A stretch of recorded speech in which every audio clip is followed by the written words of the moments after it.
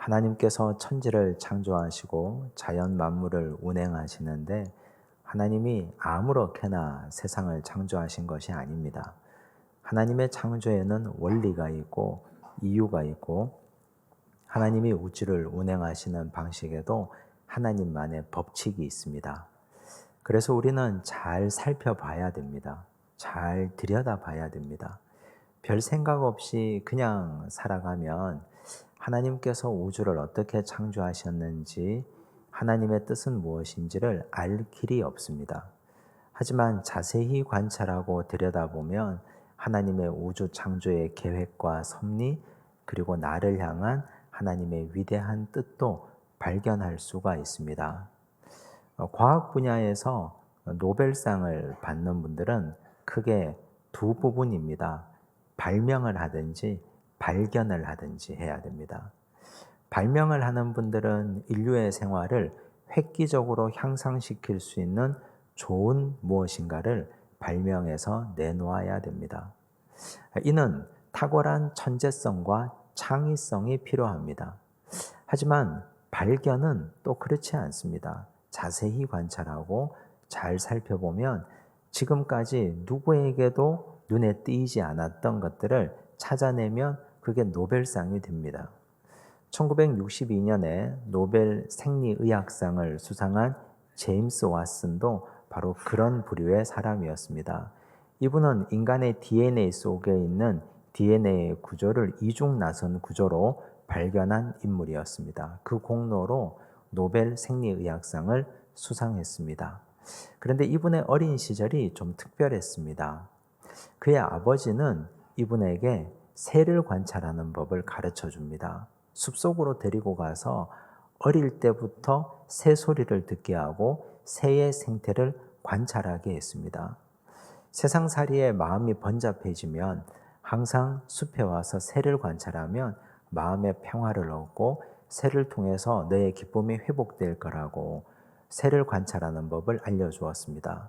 책도 선물해 주었습니다. 새와 함께하는 여행이라는 책을 선물해 주고 새의 생태를 관찰로만 그치지 않고 기록해 두라고 가르쳐 줬습니다. 성인이 되어서도 이분은 아버지의 가르침대로 새를 언제나 관찰하고 마음의 평화를 얻어갑니다. 그런데 새를 관찰하다 보니까 인간 존재의 근원에 대한 관찰도 이분에게는 별 이상한 것이 아니었습니다. 과학 분야에 관심을 가지다 보니 관찰하고 또 관찰해서 다른 사람들은 그냥 흘려버렸던 인간 DNA의 구조를 찾아낸 것입니다. 그런데 우리나라에는 왜 과학 분야에 노벨상 수상자가 나오지 않는 것인가? 생각해 보면 사람들은 관찰하는 것을 별로 중요하게 생각하지 않습니다. 시간 낭비라고 생각합니다. 그냥 한 곳을 멍하니 바라보고 시간을 보내는 것, 그건 할 일 없는 사람이나 하는 짓이라고 생각합니다. 그래서 사람들이 만들어 놓은 것 위에 집을 짓고 결과만 취하면 된다고 생각합니다. 부모도 그렇고 그렇게 자녀들을 가르칩니다. 그래서 관찰에 힘이 없기 때문에 가설을 세울 수 없고 가설을 세울 수 없으면 실험으로 입증할 수가 없습니다. 그래서 우리는 기초과학 분야가 그렇게 힘이 들고 더딘 것입니다. 성경도 역시 마찬가지입니다. 성경을 자세히 살펴보면 하나님께서 세상을 창조하신 원리와 인간의 운행 법칙이 잘 나옵니다. 어떤 사람이 복을 받고 어떻게 행동하면 벌을 받는지가 성경 속에 다 기록되어 있습니다. 우리가 성경을 읽으면서도 주의 깊게 읽지 않고 관찰하지 않아서 하나님께서 우리에게 보여주신 하나님의 패턴을 놓치고 마는 것입니다. 오늘 읽은 본문 아주 짧은 본문인데 하나님의 패턴이 이 본문 속에 잘 나타나 있습니다. 이 말씀을 잘 살피고 하나님께서 정말 우리에게 바라고 원하시는 것이 무엇인지를 함께 깨닫는 은혜의 백성들이 되시기를 바랍니다. 야곱에게는 4명의 아내가 있었습니다. 4명의 아내를 얻어가는 과정이 비신앙적입니다. 하나님께서 기뻐하시는 과정이 아니었습니다. 그런데 4명의 아내가 생겨버렸습니다. 이들을 통해서 10명의 아들을 낳았습니다. 레아를 통해서 6명의 아들을 낳았고 비라를 통해서 2명, 실바를 통해서 또 2를 낳았습니다. 4명의 아내를 통해서 열을 낳았다 했지만 하지만 그 중에 1명 라헬은 그때까지 자녀가 없었습니다. 엄밀하게 말하면 셋을 통해서 열을 낳은 겁니다. 그런데 그런 상황에서 라헬의 마음이 어땠겠습니까? 어린 시절부터 성인이 되어서 그때까지 올 때까지 라헬은 레아를 경쟁 상대로도 여기지 않았습니다. 어릴 때부터 외모부터 시작해서 레아는 별로 이쁘지 않았고 라헬은 아름다웠고 사랑하는 남편에게 14년 동안 종처럼 일할 수 있는 동기부여를 한 것도 라헬이었습니다. 라헬은 그런 의미에서는 굉장한 자부심을 가지고 있었습니다. 그럼에도 불구하고 자기 언니 레아는 6명의 아들을 낳는데 라헬은 그때까지 하나도 없었습니다. 그런데 드디어 하나님께서 그를 생각하셨습니다. 22절을 보십시오. 함께 읽겠습니다. 하나님이 라헬을 생각하신지라 하나님이 그의 소원을 들으시고 그의 태를 여셨으므로 하나님이 드디어 라헬을 생각하시고 그의 소원을 들으시고 그의 태를 여셨습니다. 그런데 우리가 여기서 기억하고 곱씹어 봐야 될 것이 있습니다. 순서의 문제입니다. 하나님께서는 왜 라헬을 제일 마지막에 생각하셨는가? 레아, 비라, 실바 그 이후에 라헬을 생각하셨는가 하는 순서의 문제입니다. 사람들은 누구나 1등이 되고 싶어 합니다. 최고의 자리에 서고 싶어 합니다. 그런데 하나님은 그런 라헬을 누구보다도 사랑받고 누구보다도 인정받고 싶은 욕구가 충만한 라헬을 가장 꼴찌에 두셨습니다. 이유가 무엇입니까?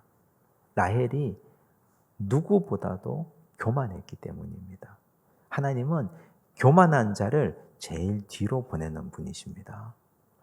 라헬이 교만했다는 근거가 어디에 나와 있습니까? 레아가 4명의 아들을 낳고 난 이후에 라헬이 질투가 나서 견딜 수가 없습니다. 남편에게 화를 냅니다. 나에게 아들을 낳게 하라. 그렇지 않으면 내가 죽겠노라. 생명은 하나님이 주시는 것입니다.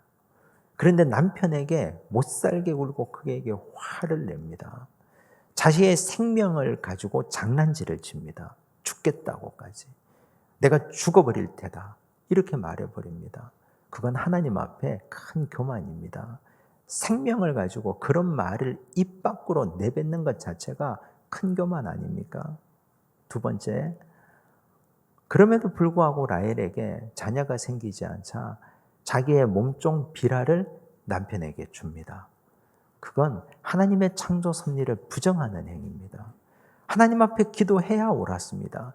생명을 주시는 하나님 앞에 엎드리고 구하고 기도했어야 하는데 그는 그렇게 하지 않습니다.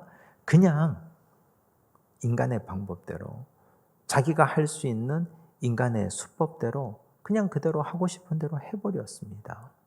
그 또한 하나님 앞에 큰 교만입니다. 3번째, 르우벤이 합한 채를 가지고 왔습니다. 당당하게 빼앗아 버렸습니다. 가져가 버립니다. 르우벤이 상처를 받건 말건 레아가 그걸 가지고 기분 나빠하건 말건 그건 내 알 바가 아닙니다. 하고 싶은 대로 행동해 버립니다. 아나무인입니다. 그 또한 큰 교만입니다. 하나님은 이런 교만한 자를 제일 뒤로 보내십니다. 평소에 자기가 무시하고 평소에 자기가 그토록 멸시했던 언니보다 더 뒤로, 자신의 몸종보다 뒷자리에, 언니의 몸종보다 뒷자리에, 가장 뒷자리에 하나님은 두게 하셨습니다. 이게 하나님 나라의 법칙입니다. 교만한 사람은 대개 2가지 특징을 가지고 있습니다. 첫 번째는 자신의 현실을 인정하려 들지 않습니다. 라헬이 그랬지 않습니까? 자기 현실이 지금 이렇습니다. 아무것도 없습니다. 정말 아무것도 없는데 그걸 인정하려 들지 않습니다. 2번째, 타인을 인정하지 않습니다. 레아가 자기가 그렇게 무시하는 레아가 아들만 6이요 딸도 있습니다. 그런데 인정하지 않습니다. 끝까지 무시합니다. 높여주지도 않습니다. 그게 교만입니다. 그런 교만한 자를 하나님은 가만두지 않으시고 그 교만이 또 하늘 꼭대기에 오르지 않도록 하나님은 장치를 두셨는데 제일 끝에 두시는 겁니다. 이게 얼마나 자존심 상하는 일입니까? 얼마나 기분 나쁜 일입니까? 그럼 거꾸로 우리가 꼴찌하지 않기 위해서 교만하지 않으면 되는데 교만의 반대는 겸손 아닙니까? 겸손하려면 어떻게 해야 되는 겁니까? 교만한 사람의 반대로 행동하면 됩니다.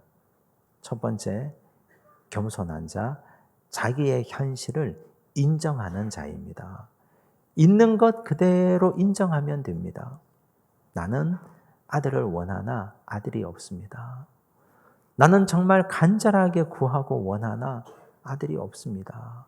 하나님께 구하고 인정하고 현실을 그대로 직시하고 구하면 됩니다. 그게 겸손 아닙니까? 예수님 시절에 그런 한 여인이 있었습니다. 이방 여인입니다. 헬라인이고 수로보니게 족속인 한 여인이 자기 딸이 더러운 귀신 들렸습니다. 그 여인의 인생을 한번 생각해 보십시오. 딸이 더러운 귀신 들렸습니다. 가슴 아픈 일입니다. 아무리 애를 써도 딸이 낫지를 않습니다. 예수님께 나왔습니다. 주님께 딸을 고쳐달라고 구합니다. 그때 주께서 이렇게 말씀하십니다. 마가복음 7장 26절과 27절 보십시오. 함께 읽습니다.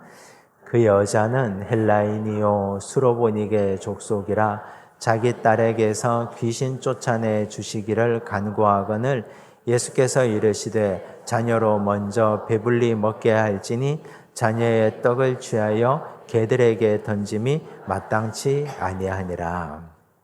예수님이 이렇게 말씀하실 수 있습니까? 자녀의 떡을 취하여 개들에게 던짐이 마땅치 않다. 우리가 아는 예수님이 하신 말씀입니다. 이 여인을 개 취급하셨습니다. 만약 우리가 그 자리에 있었다면 우리는 어떻게 행동했을까요? 자존심 상하고 눈물 나고 화가 나고 내가 소문으로만 듣던 예수님이 하실 말씀이 아닌 것 같고 그래서 견딜 수 없고 혼자 있는 것도 아닌데 여러 사람들이 함께 있는데 나를 이렇게 취급하다니 얼마나 속상하고 기분 나쁜 상황입니까? 그냥 떨치고 일어나서 예수님을 욕하고 가버려도 전혀 이상치 않습니다. 그런데 이 여인이 이렇게 대답합니다. 28절, 29절입니다. 함께 읽습니다. 여자가 대답하여 이르되 주여 올소이다마는 상 아래 개들도 아이들이 먹던 부스러기를 먹나이다. 예수께서 이르시되 이 말을 하였으니 돌아가라. 귀신이 내 딸에게서 나갔느니라 하시매. 상 아래 개들도 아이들이 먹던 부스러기를 먹습니다. 저는 예수님께서 말씀하시는 대로 그런 존재가 맞습니다. 유대인들은 우리 이방인들을 개 취급합니다. 사람보다도 취급하지 않고 짐승보다도 더 낮은 자로 개 취급합니다. 그게 나의 현실입니다. 그런데 그럼에도 불구하고 저는 주의 은총을 구합니다. 유대인들 아이들이 먹던 상에서 떨어지는 부스러기라도 이 어미가 먹어서 내 딸이 나을 수만 있다면 저는 이런 굴욕과 이런 수치를 다 인정하고 받아들이겠습니다. 그래서 주님께 그렇게 나온 겁니다. 자신의 있는 현실을 있는 그대로 인정하고 지금 도움을 구하는 이 여인의 상황을 예수께서 겸손이라고 보셨습니다. 이 겸손한 자에게 예수님께서 병낫도록 하지 않을 수가 있겠습니까? 있는 현실을 그대로 인정하는데 제가 죄인입니다. 저는 죄지었습니다. 이렇게 인정을 해야 회개가 되고 회개가 되어야 용서가 되는 것 아닙니까? 회개하지 않는데 죄를 인정하지 않는데 어떻게 용서를 해줍니까? 우리가 사람들이 용서하고 싶은 사람들이 많이 있습니다. 저 사람이 나에게 잘못을 했습니다. 그럼 그 사람이 나에게 찾아와서 죄 용서를 구해야 됩니다. 잘못했다고 자기를 인정해야 됩니다. 그래야 거기서부터 용서가 일어나는 겁니다. 하나님 앞에서도 마찬가지입니다. 하나님 앞에서 하나님, 저는 죄인입니다. 제가 잘못했습니다.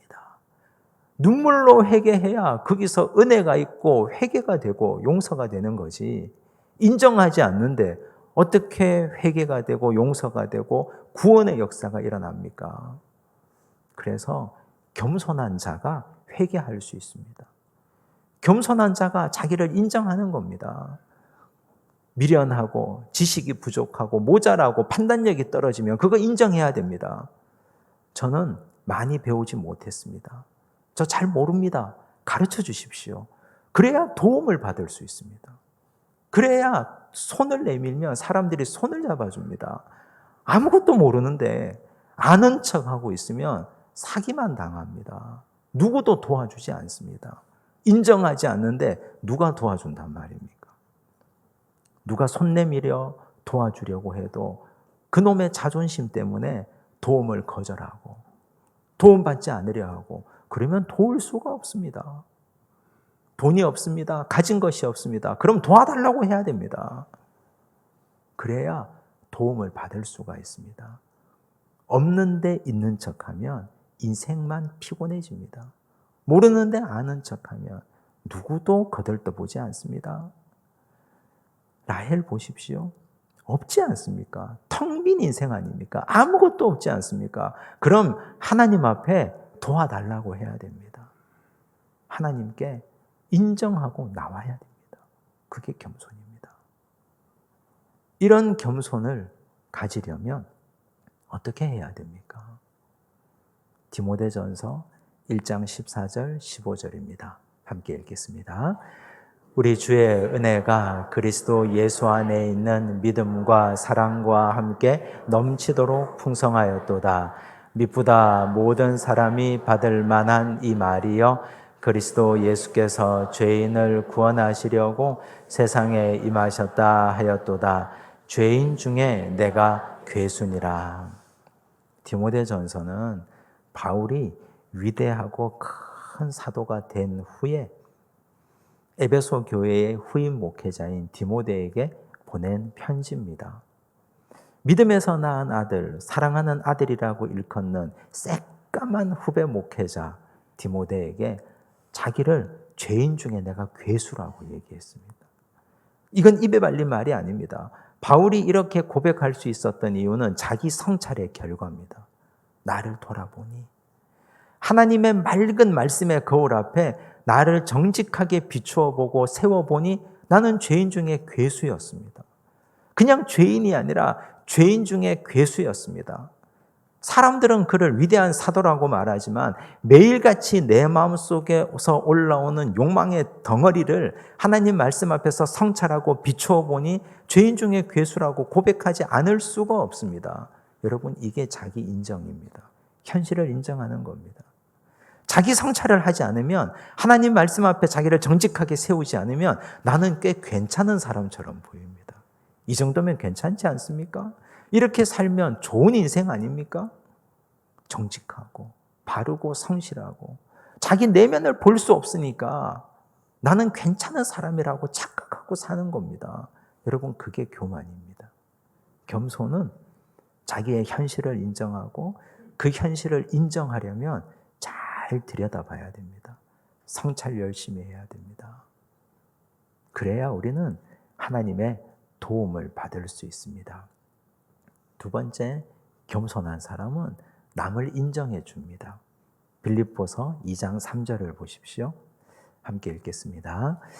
아무 일에든지 다툼이나 허영으로 하지 말고 오직 겸손한 마음으로 각각 자기보다 남을 낮게 여기고, 겸손은 남을 낮게 여기는 것이라고 했습니다. 남을 인정하는 게 겸손입니다. 그런데 우리는 일반적으로 겸손을 타인들 앞에서 나를 낮추는 것이라고 생각합니다. 여러분, 한번 생각해 보십시오. 자기를 낮추는 게 어렵습니까? 남을 인정하고 높여주는 게 어렵습니까? 높여주는 게 훨씬 어렵습니다. 속이 뒤틀려서 못하겠거든요. 기분이 나빠서. 그 집 자녀 잘 되는 것, 인정해 주는 것 싫습니다. 그 집 사업 잘 되는 것 인정해 주고 정말 복 많이 받으셨네요 라고 하는 것 싫습니다. 말하기 싫습니다. 옛날에 그 집이 어떻게 살았는지 다 아는데 그게 화가 납니다. 그게 싫어서 인정하기 싫은 겁니다. 그런데 라헬도 역시 마찬가지 아니었겠습니까? 라헬은 하나도 없는 자녀가 레아는 6명이나 있습니다. 그 아이들이 르우벤부터 시작해서 막내 스불론까지 어머니 옆에 옹기종기 다 모여 있습니다. 딸도 하나 있습니다. 디나까지. 쳐다보기도 싫고 화가 나서 견딜 수가 없습니다.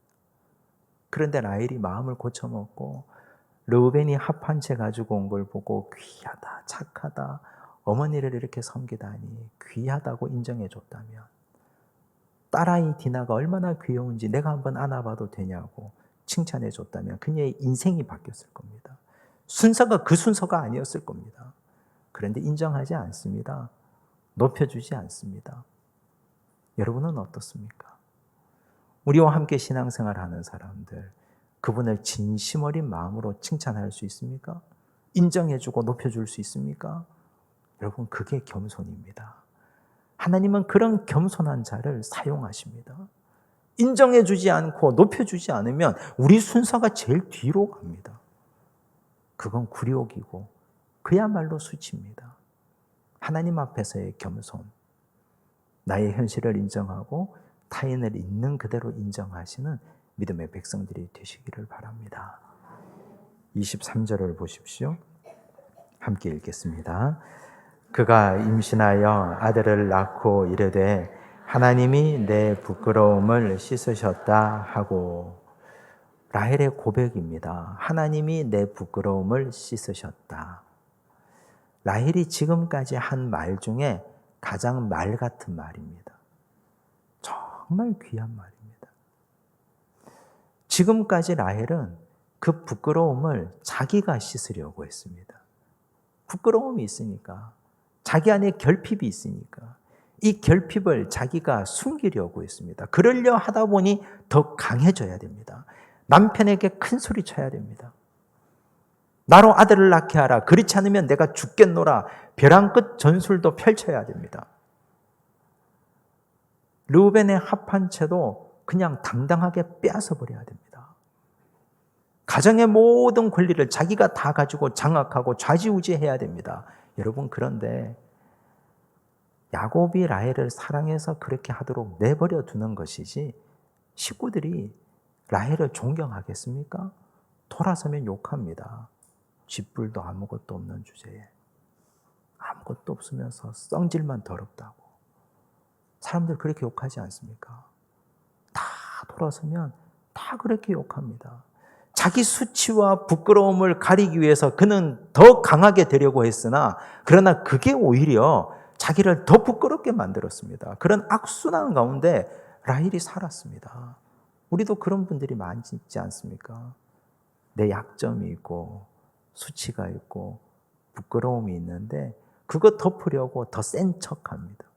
목소리 더 세게 하고 남들한테 함부로 하고, 그러면 그 앞에서는 고개를 숙이니까 돌아서면 다 욕합니다. 돌아서면 아무도 그를 인정하지 않습니다. 누구도. 나의 부끄러움과 약점, 수치를 덮을 수 있는 분은 하나님 한 분밖에 없습니다. 라헬이 그걸 깨달았습니다. 하나님이 내 부끄러움을 가려주셨도다. 하나님이 내 부끄러움을 덮어주시고 해결해 주셨구나. 이제 깨달은 겁니다. 하나님의 은혜를 받고. 시편 25편 2절과 3절을 보십시오. 함께 읽습니다. 나의 하나님이여, 내가 주께 의지하였사오니 나를 부끄럽지 않게 하시고 나의 원수들이 나를 이겨 개가를 부르지 못하게 하소서. 주를 바라는 자들은 수치를 당하지 아니하려니와 까닭 없이 속이는 자들은 수치를 당하리이다. 주를 의지하면 부끄러움을 당하지 않고 주를 의지하면 수치를 당하지 않습니다. 다윗의 고백입니다. 칼을 의지하고 활을 의지해도 부끄러움을 당하고 권력과 물질을 의지해도 부끄러움을 당하나 주를 의지하면 하나님께서 나를 영화롭게 하십니다. 우리 인생 가운데 부끄러워서 덮어버리고 싶은 게 있다면 하나님 의지하십시오. 나는 나의 부끄러움을 결단코 덮을 수가 없습니다. 그럴 능력이 안 됩니다, 우리는. 우리가 그런 능력이 됩니까? 라헬은 이 은혜를 경험하고 이제는 하나님께 더 큰 은혜를 구합니다. 24절을 보십시오. 함께 읽습니다. 그 이름을 요셉이라 하니 여호와는 다시 다른 이들 내게 더하시기를 원하노라 하였더라. 요셉, 더함이라는 뜻입니다. 원래 은혜라는 것이 그렇습니다. 하나님께서 나에게 주시는 비밀한 은혜를 경험하고 나면 또 그 다른 은혜를 소망합니다. 더 큰 은혜를 갈망합니다. 라헬이 이런 은혜, 내 수치와 부끄러움을 가려주는 하나님 은혜를 경험하고 나니 나는 또 다른 은혜를 더 경험하고 싶다. 은혜의 맛을 본 겁니다. 오늘 우리가 뒤늦게 발견한 하나님의 은혜라도 발견한 라헬이 귀하지 않습니까? 이제 우리 스스로 교만하지 않고 겸손해지고 현실을 인정하고 타인을 그대로 인정해주고 나의 수치와 부끄러움은 내가 덮을 수 없다는 사실을 깨닫고 전능하신 하나님을 의지하면 하나님은 그런 자들에게 은혜 위에 은혜를 더하게 하실 줄로 믿습니다. 그 귀한 경험이 우리 인생에 가득 차고 넘치기를 바랍니다. 기도하겠습니다. 하나님 아버지 감사합니다. 교만한 자를 가장 뒤로 물리시는 하나님 아버지, 겸손한 자를 세우시고 그를 들어 사용하시고 일하시는 하나님을 찬양합니다. 주여, 우리의 있는 현실을 그대로 인정하게 하시고 내 현실을 보기 위해서 말씀을 묵상하게 하시고 말씀의 거울에 나를 정직하게 비추게 하옵소서. 타인의 장점과 타인의 있는 모습을 그대로 인정하며 그들을 높여주는 넓은 마음을 주여 우리에게 허락하여 주시옵소서. 진정한 겸손한 자가 되어 하나님의 손에 쓰임받게 하여 주시옵소서. 우리의 부끄러움 하나님만이 덮을 수 있다고 말씀하셨습니다. 뒤늦게 그 은혜를 경험하고 발견한 라헬이 또 다른 은혜를 더해달라고 간구한 것처럼 주여, 우리의 수치와 부끄러움, 내가 더 강해져서 덮을 수 있다는 사실, 그 생각 버리게 하시고 오직 하나님께 나와서 주를 의지하게 하여 주시옵소서. 모든 말씀 예수님 이름으로 기도드리옵나이다. 아멘.